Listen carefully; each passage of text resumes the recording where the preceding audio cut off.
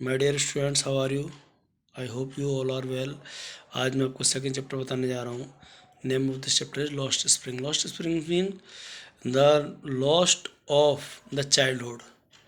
बच्चों के जो बचपन है उसका अंत। यहाँ ये पूरा चैप्टर आपको दिखाता है किस तरह से जो चाइल्ड लेबर है वो हमारे इंडिया में कई पार्ट्स में की जाती है।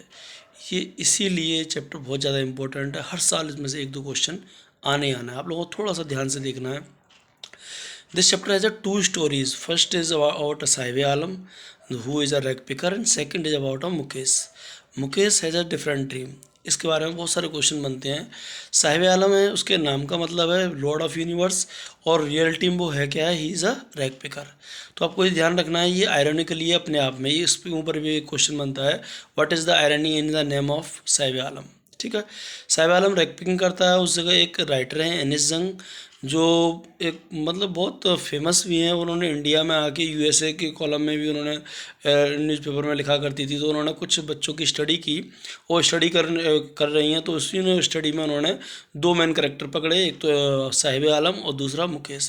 पहली स्टोरी उन्होंने साहिब आलम के बारे में बताई है। साहिब आलम के बारे में बताती हैं कि वो रैग पिकिंग करता है और बेचारा जगह जगह बच्चों उनके साथ कई सारे बच्चे आते हैं, ऐसे झुंडे ऐसा लगता है जैसे कि चिड़ियाँ सो सो चहचहाने आ जाती हैं, इस तरह से लगता है।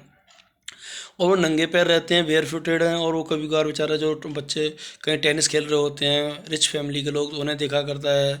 और उनके कहीं किसी के फटे हुए जूते होते हैं, उन्हें पहन लिया करता है। और जो रैग पिकिंग का काम करते समय एक बार एनिस जंग उससे पूछते हैं कि आप स्कूल नहीं जाते? तो वो कहता है स्कूल जाऊंगा मैं, उनके पड़ोस में कोई स्कूल नहीं है। तो यहाँ एनिस जंग उससे एक बड़ा अजीब सा वैसे ही एक हॉलो प्रॉमिस करती हैं। हॉलो प्रॉमिस करती है, कहती है कि अगर मैं स्कूल खोलूँ तो आप आएंगे। तो वो बार बार इसी बात के पीछे कई बार एनिस जंग के पास जाता है और कहता है कि आपका स्कूल चालू हो गया क्या? तो एनिस जंग को महसूस होता है कि ये बड़ा ही गंदा प्रॉमिस किया उन्होंने। इस तरह से कुछ हमारे यहाँ पॉलिटिशियंस भी इस तरह के प्रोमिस करते हैं। ये मैं इसलिए बता रहा हूँ कि इस तरह पे बहुत सारे क्वेश्चन बनते हैं जो मैंने अभी स्टेटमेंट बोली है। उसके अलावा फिर जो दिखाया गया है हमारा साहिब आलम के बारे में बताया गया है कि इस कूड़ा बीनना बच्चों के लिए केवल एक अमेजमेंट है और बड़ी खुशी की चीज़ है। लेकिन जो उनके बड़े लोग हैं, एल्डर्स हैं, उनके लिए ये जीवन जीने का सहारा है। बताया जाता है कि अभी वो साहिब आलम सीमापुरी में, दिल्ली में रह रहा है, आउटर में रह रहा है। लेकिन वो आए हैं बांग्लादेश से, ढाका से।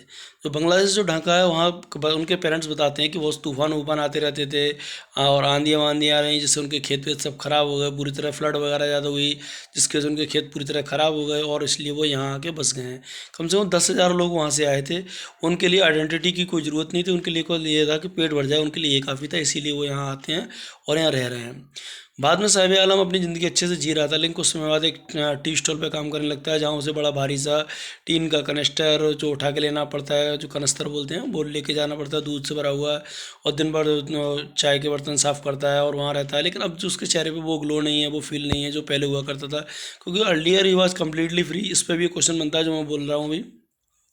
पहले वो पूरी तरह फ्री था, अब वो एक स्लेब की तरह काम कर रहा है। उसको खुद का मास्टर नहीं है वो, बल्कि स्लेब बन चुका है। ये है। तो इन जो मैंने पॉइंट बताए हैं वो सारे क्वेश्चन आंसर वाले बताए हैं। आप इन्हें बहुत अच्छे से पढ़ें, ध्यान दें, जब आप इन्हें समझ पाएंगे। और इसको इस चैप्टर में से हर बार एक दो क्वेश्चन बनता है।